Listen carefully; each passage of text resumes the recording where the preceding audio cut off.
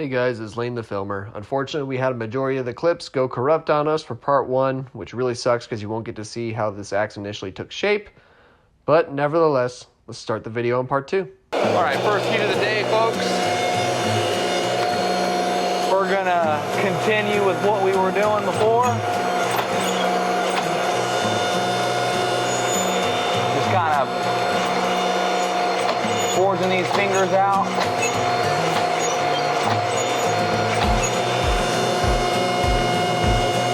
Just guessing on the process here. We'll see how it works out. Okay, we'll heat up the bottom side now. Not looking too bad.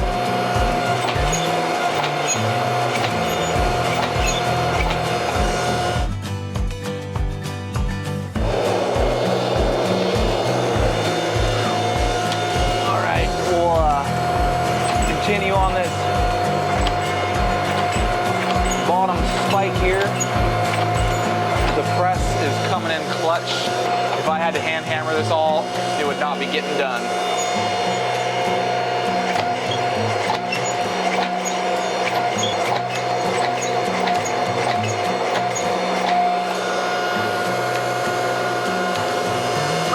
All right.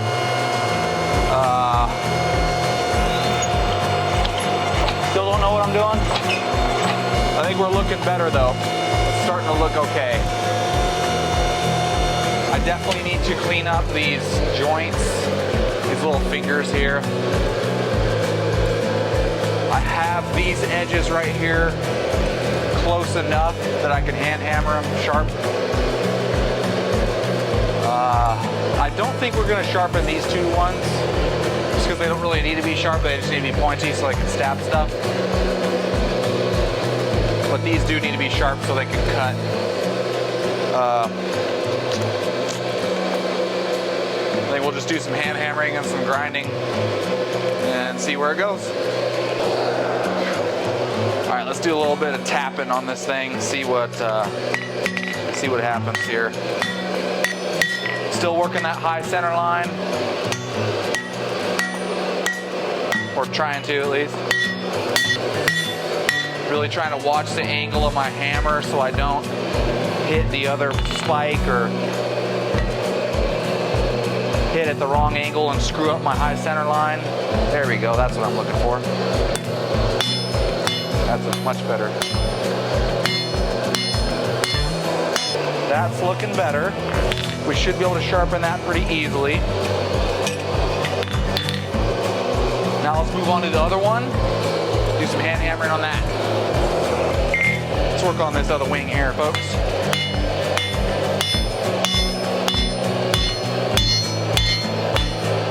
Much better side of the anvil to be working on.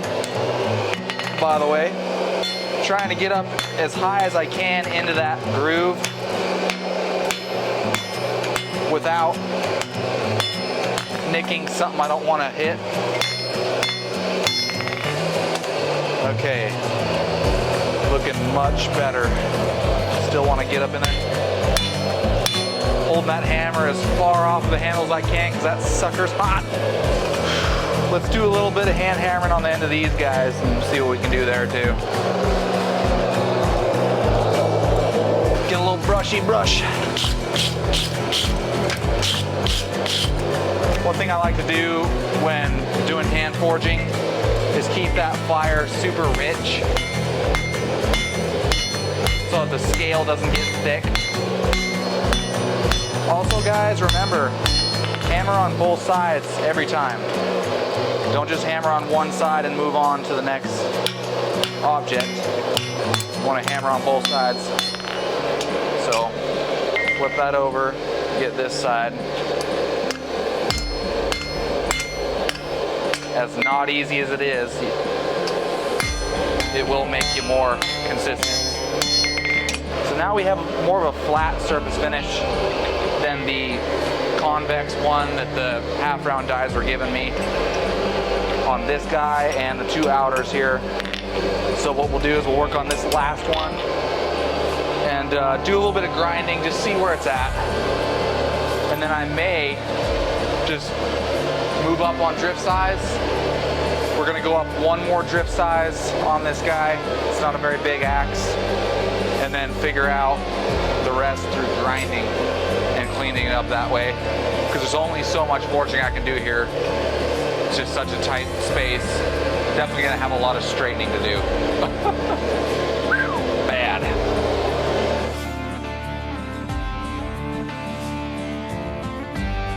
Being real nice and careful on hammering, hammer control.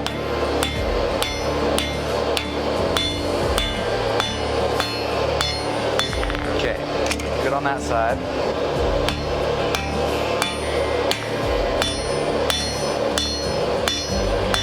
Okay, I like that, I'm liking it. They're not straight. We'll just do a little bit of some light straightening here. Make my brain happy. That's a little better. Okay. So you can see we have a high center line on every spike.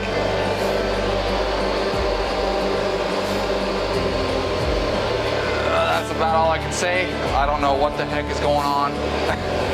We're just hitting this piece of steel and it's looking pretty crazy. So I'm gonna do a little bit more forging right here with the press. Just clean things up a little bit more, and then we'll do some grinding.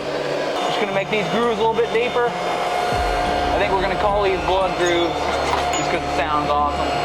It's going real nice and easy. Love the control on this Coal Iron Works press. Okay, yeah, I like that. I'm liking the looks of this. It's looking good. The fingers, they just look cool. I like that. I'm glad I decided to do that. So now I'm gonna try and figure out how I can drift this thing. Honestly, I don't know how I will, because I've never done anything that has this much sweep to it. So we'll just get it hot and guess. Wow, this is very difficult to grab.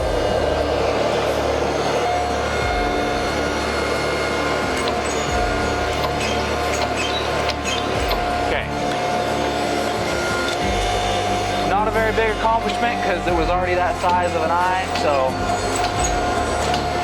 the next challenge will be getting a bigger drift in there. Yeah, and getting this one out. Let's see if she comes out. Oh, God. Whoops. Let's see if I can actually hammer it in.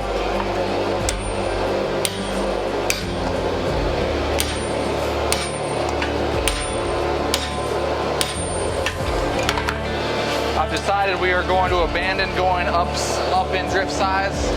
We're going to leave it just as it is. Get it nice and flat there. The hardest part is lining all this up. There we go. Drift it from the other side. Maybe do some hand hammering, make it look pretty. I actually like it.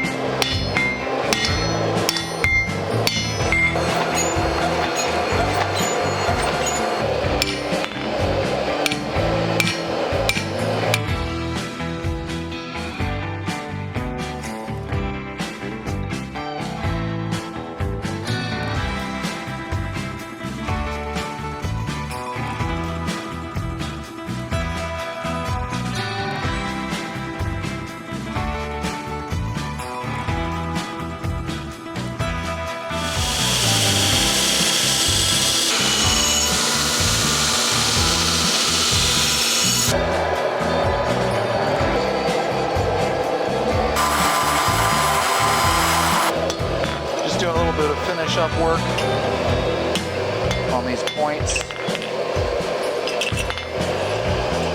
Making it look a little bit prettier. Check for straightness yet again.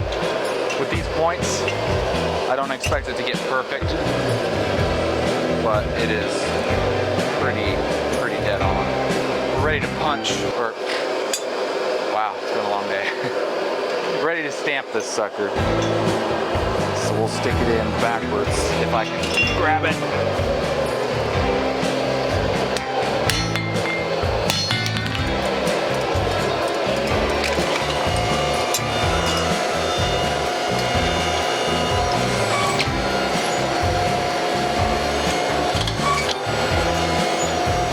Stamping.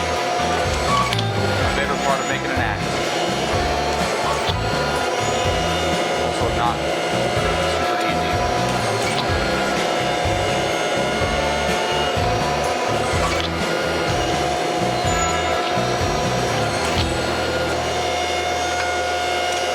Good trick is if you do it all in one heat, the stamp stays cleaner than if you have to reheat it.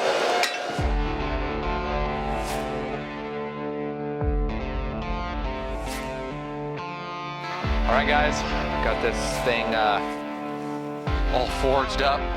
This thing beat my butt big time. This is a very difficult axe to forge. Just getting in these, I don't even know what to call them, fingers is extremely difficult, especially with a hammer. So I ended up cleaning up all the joints and stuff with the ink grinder and a file. Looking pretty good to me. Got these edges pretty thinned out so that they should be able to be sharpened. I will put a point on these spikes right here in the middle so that it'll stab. I'm not too worried about the edges on these just because you're not really going to be like cutting anything with the top of them. But these do need to be sharp right here. There's a number of uses for the axe, you know, picking up wood like the camera guy was saying, moving woods. Yeah, good idea. Or maybe a tyrannical government, we don't know. Maybe like Tarkov or anything like that. Never know what's gonna happen. Anyways, I'm happy with this thing. It was very difficult to forge. I do plan on doing some spikes, some meat spikes on the back of the pole. So I will work on those between the next video. Should be like a meat tenderizer, you know, obviously meat tenderizer front, meat stabber in the, or meat tenderizer in the back, meat stabber in the front. Should be a pretty good combo, at least a deadly one. Hope you guys liked this axe.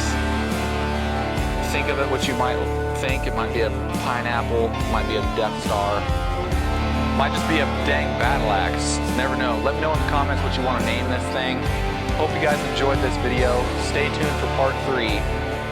And hope you guys have a great week. See you later.